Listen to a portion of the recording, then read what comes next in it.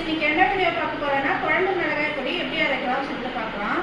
நான் வந்து 2 கிலோ மிளகாய் 2.5 கிலோ தனியா வாங்கியிருக்கேன். இதுக்கு தேவையான பொருள்லாம் என்னென்ன பொருள்னு சொல்லிட்டு காமிக்கிறேன். இதை வந்து நல்லா வெயிலில் காய வச்சு அரைச்சி எடுத்துட்டு வந்துடலாம். வாங்க வீடியோ. 1 கிலோ தனியா 2 கிலோ மிளகாய்க்கு உண்டான பொருள்லாம் நான் எடுத்து வச்சுருக்கேன்.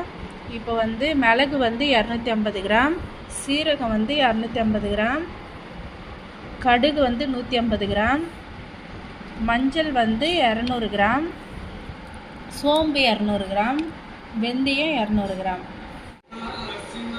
இந்த கப்பால் 1 கப்பு கடலைப்பருப்பு எடுத்திருக்கேன்.